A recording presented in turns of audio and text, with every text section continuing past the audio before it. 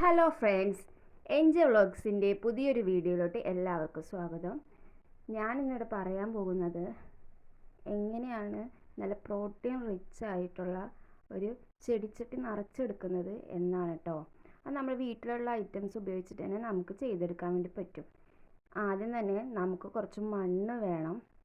അതുപോലെ തന്നെ എല്ലാവരുടെയും വീട്ടിലുള്ള തീ കത്തിച്ചിട്ട് കിട്ടുന്ന ചാരമില്ലേ, ചാരവും വേണം.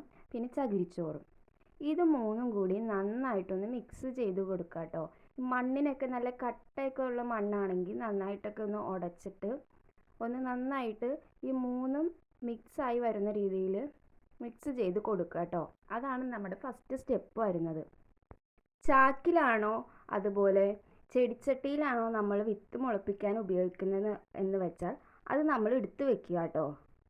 അപ്പം ഞാനിവിടെ എടുക്കാൻ പോകുന്നത് ചെടിച്ചട്ടിയിലാണ് കേട്ടോ. അപ്പം ഞാനിത് വാങ്ങിച്ചത് മണപ്പുറത്തു നിന്നാണ്. 100 രൂപയ്ക്ക് 5 എണ്ണമാണ് കേട്ടോ കിട്ടിയത്. അത്യാവശ്യം കുഴപ്പമില്ലാത്ത ക്വാളിറ്റി തന്നെയുണ്ട് കേട്ടോ.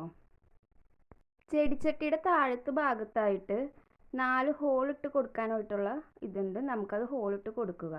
അതിനുശേഷം ഇതുപോലെ ചെടിച്ചട്ടീനകത്ത് കരിയില നമുക്ക് നിറച്ച് കൊടുക്കേണ്ടതാണ് കേട്ടോ. ഒരു 1/4 ഭാഗം കരിയില നിറച്ച് കൊടുക്കുക കേട്ടോ. അതിനുശേഷം നമ്മൾ മിക്സ് ചെയ്ത് വെച്ച മണ്ണ് അതിൻ്റെ മുകളിലായിട്ട് നമുക്ക് ഇതുപോലെ ഒന്ന് ഇട്ട് കൊടുക്കുക കേട്ടോ. മണ്ണ് കുറവുള്ള സ്ഥലങ്ങളിൽ ഇതുപോലെ ഒന്ന് ചെയ്തെടുക്കുന്നതായിരിക്കും കേട്ടോ നല്ലത്. ഈ സമയത്ത് നമുക്ക് നമ്മുടെ കിച്ചൺ വേസ്റ്റ് എന്തെങ്കിലും ഉണ്ടെങ്കിൽ ഇട്ട് കൊടുക്കാവുന്നതൊക്കെയാണ് കേട്ടോ. കിച്ചൺ വേസ്റ്റ് ഇപ്പോൾ എൻ്റെ കയ്യിൽ ഇപ്പോൾ ഇല്ലാത്തത് കൊണ്ടാണ് ഞാനത് ഇട്ട് കൊടുക്കാത്തത്. അല്ലെങ്കിൽ നിങ്ങളുടെ കയ്യിൽ അവൈലബിൾ ആണെങ്കിൽ നിങ്ങൾക്ക് ഈ മണ്ണിട്ടതിന് ശേഷം കിച്ചണിൽ നിങ്ങൾ പച്ചക്കറി അരിഞ്ഞതിൻ്റെയൊക്കെ വേസ്റ്റുകൾ ഇതിൻ്റെ മുകളിലായിട്ട് നമുക്ക് ഇട്ട് കൊടുക്കാം കേട്ടോ. അത് കഴിഞ്ഞിട്ട് നമുക്ക് വെളുത്തുള്ളിയുടെ ഉള്ളിയുടെയൊക്കെ തൊലിയില്ലേ, അത് നമുക്ക് കളക്ട് ചെയ്ത് വെച്ചിട്ടുണ്ടെങ്കിൽ അത് നമുക്ക് ഇതിൻ്റെ മുകളിലായിട്ട് ഇട്ട് കൊടുക്കാം കേട്ടോ. അപ്പോൾ നന്നായിട്ടൊന്ന് എല്ലാ ഭാഗത്തും എത്തുന്ന രീതിയിൽ നമുക്കതൊന്ന് ഇട്ട് കൊടുക്കാം. അതിനുശേഷം മുട്ടത്തൊണ്ട് പൊടിച്ചതാണ് കേട്ടോ ഞാൻ ഇട്ട് കൊടുക്കുന്നത്. ഇതെല്ലാവരുടെ വീട്ടിലൊക്കെ ഉണ്ടാകുമല്ലോ. നമ്മൾ ഡെയിലി നമ്മൾ കിച്ചണിൽ യൂസ് ചെയ്യുന്ന സാധനങ്ങളൊക്കെ ഉള്ളൂ. അപ്പോൾ ഇതൊന്ന് കളക്ട് ചെയ്ത് വെച്ചിട്ടുണ്ടെങ്കിൽ നല്ലതായിരിക്കും കേട്ടോ. അങ്ങനെ ഞാൻ 5 ചട്ടിയും ഇതുപോലെ തന്നെ നിറച്ച് വെച്ചിട്ടുണ്ട്.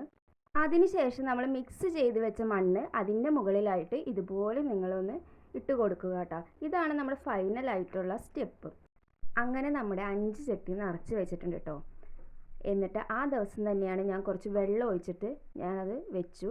പക്ഷെ അന്ന് ഞാൻ ആ വിത്തൊന്നും ഞാൻ അതിനകത്ത് നട്ടിട്ടില്ല. പിറ്റേ ദിവസമാണ് ഞാൻ വിത്ത് നട്ടത്.